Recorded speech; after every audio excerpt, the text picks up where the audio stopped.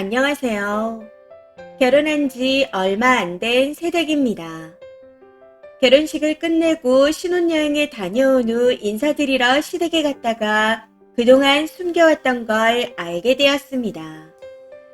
사실 그 전에 시댁 식구들과 마주할 일이 크게 없었고, 대화도 시어머니 말고는 거의 안 해봤었기에 몰랐습니다. 당시 시누이가 뭔가를 얘기하려 하면 다들 제지시키는 바람에 왜 저러지? 하는 생각이 들었지만 대수롭지 않게 여겼습니다. 그 이유를 결혼 후 첫인사 드리러 간 자리에서 알게 되었네요.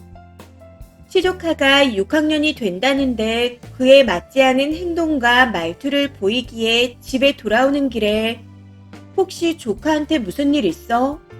괜찮은 거야? 하고 남편에게 물었습니다. 그랬더니 지적장애가 경미하게 있는 상태인데 아직 급은 안 나온 걸로 알고 있다네요. 그 말을 듣는데 너무 어이가 없더라고요. 그래서 아니 그걸 왜 이제 얘기해?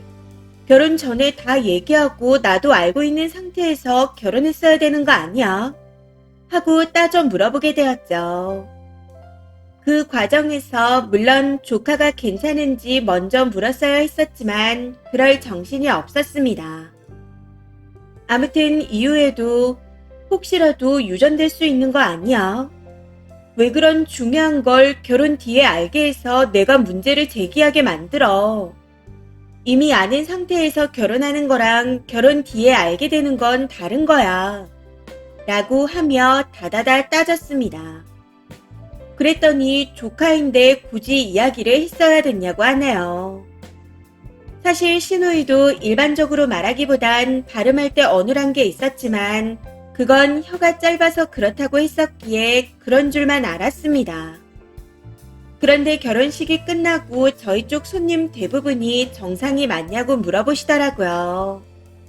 저희 부모님도 처음 보고 괜찮은 거 맞냐 하셨었고 결혼식이 끝나고부터 무한 걱정 중인 상태였습니다. 이건 나쁘게 보면 사기야. 가족 전체가 숨긴 걸로밖엔 안 보여. 어쩜 다 같이 있을 때 아무도 나한테 이런 이야기 해주는 사람이 한 명도 없어. 혹시 그래서 다들 시누이가 뭘 말하려고 하면 제지시킨 거야? 하고 물었더니 그건 아니랍니다. 누나는 정상이라네요. 남편의 말에 도저히 믿을 수가 없어 유전자 검사를 해보자고 했습니다. 혹시 모르니 우리 둘 다 해보자고요. 그랬더니 무조건 검사하자고 버럭하기에 병원을 알아보고 있었네요. 근데 다음날 남편이 어머님과 통화를 하고 나더니 어머님도 그걸 굳이 알려야 되냐는 식으로 이야기를 하셨다며 유전자 검사는 지금 말고 나중에 임신을 준비할 때 하잡니다. 어이가 없었던 건 만약 저한테 문제 유전자가 나오면 어쩔 거냐고 되물었다는 거죠. 남편의 말에 기가 차서 미리 이야기만 됐어도 이렇게까지 안 나올 사안이었다 했습니다. 미리 알았다면 우리 결혼 자체가 달라졌을 수도 있었다고요. 그랬더니 그게 결혼하고 말고 해도 영향을 끼칠 일이냐며 오히려 큰 소리를 치더군요. 해서 다른 집은 몰라도 우리 집은 되게 중요하게 보는 부분이라 했네요. 제가 예전에 갑상선 수술받았던 이력을 다 공개했었는데 그때 얘기하지 그랬냐 했더니 조카라서 안 했답니다. 결국 이 문제로 대판 싸우게 되었는데 시댁은 저에게 미안해하는 마음이 단 1도 없는 상태입니다. 오히려 피해자 코스프레를 하면서 결혼 준비 때부터 본인들을 무시했다며 논지를 흐리고 있어요. 참고로 말씀드리자면 결혼식 하는 주에 겨우 이사를 하고 짐 정리를 끝냈고 신혼여행 짐 싸기와 혼수 구입 등등 전부 저희 친정 엄마가 도와주셨습니다. 그때도 고맙다, 애썼다 소리 한 번 못 들었는데 누가 누구를 무시한다는 건지. 아무튼 현재까지 아니라는 반박 전화나 톡도 없는 상태입니다. 남편도 제 입장을 이해해서 임신 준비할 때 유전자 검사는 해볼 테지만 그게 그렇게 심각한 건 줄은 몰랐다며 당당한 입장이고요. 누나는 정상이고 공황장애 약을 장기로 복용하면서 발음이 그렇게 됐다는데 이것도 결혼 뒤에 제가 문제를 제기하면서 알게 된 사실입니다. 누나랑 조카는 본인 집에 아픈 손가락인데 너무 잔인한 거 아니냐며 오히려 저를 나쁜 사람으로 몰아가고 있어요. 저한테 그 모든 사실들을 숨기고 결혼했으면서 누가 잔인하고 이기적인 건지. 제가 더 빡치는 건 문제를 제기하면서 시댁 식구들한테 나이가 많고 적음을 떠나서 사람 대 사람으로 실망해서 보고 싶지가 않다 하고 말했더니 갑자기 본인도 저희 집에 안 오겠다 했다는 거죠. 그동안 저희 집에서 도와주신 게 많습니다. 신혼여행 갈 때 옷이나 예복, 혼수와 자잘한 용돈을 주기도 하셨고 결혼식 날도 시댁 식구들이 아무도 안 보여서 남편 넥타이를 매주는 것도 저희 아빠가 도와주셨습니다. 이외에도 자잘하게 도움받은 게 많았어요. 오지게 받았으면서 갑자기 자기네 집은 각자 도생이었는데 저희 집 분위기가 사실 불편했다며 이제 잘할 마음이 없어졌답니다. 이 말에 남아있던 정마저도 다 털리는 기분이라 진지하게 이혼을 생각하고 있어요. 더 늦기 전에 이혼하는 게 맞는 거겠죠. 댓글입니다. 첫 번째. 뭘 임신 전에 유전자 검사를 해요. 그냥 이혼하세요.